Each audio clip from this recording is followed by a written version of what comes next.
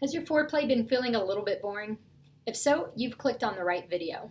I'm Dr. Jessica McLeese, licensed clinical psychologist and certified Christian sex therapist. And today's topic is all about foreplay. What it is, why it's important, and how you can make yours a little bit better if it hasn't been that great for you. All right, so before we get started, I want you to comment below and let me know when you've heard discussions about foreplay. Is it typically aimed at making foreplay better? Is it aimed at foreplay being mainly for the wife, for the husband? Just let me know your thoughts on that. All right, so as we get started, I wanted to give you an illustration that a former supervisor and colleague of mine has given before.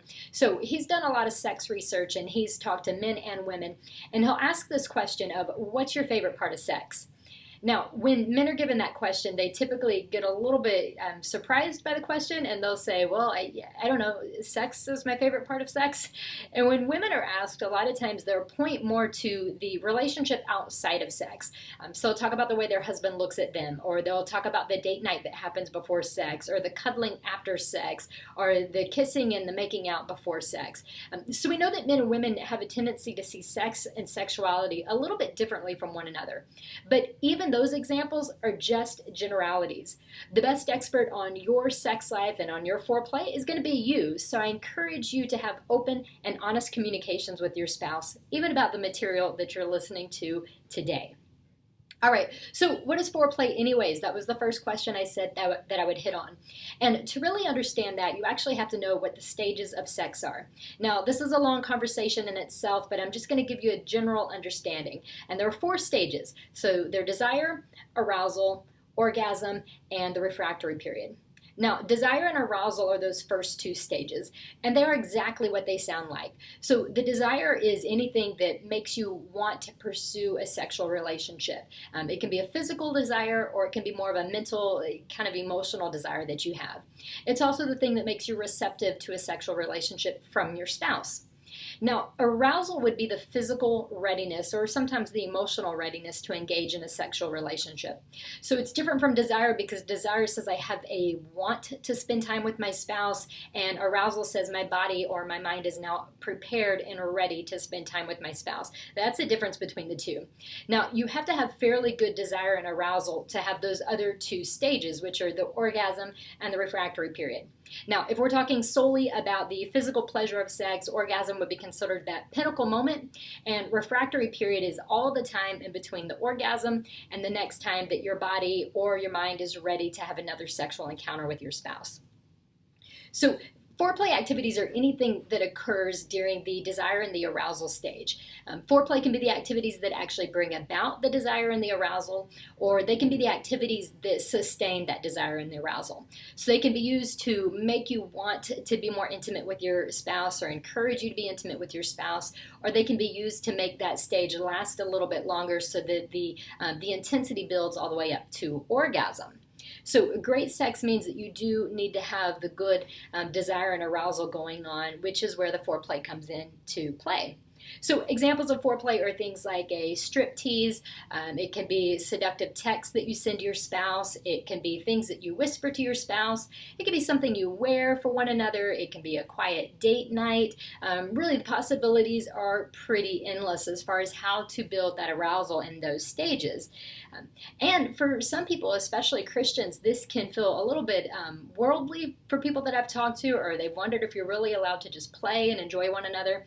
I would say if you have any questions about that, go check out Song of Solomon, but read it in a recent biblical translation so you really get the full impact of the poetry and how much the couple are just really enjoying and delighting in one another.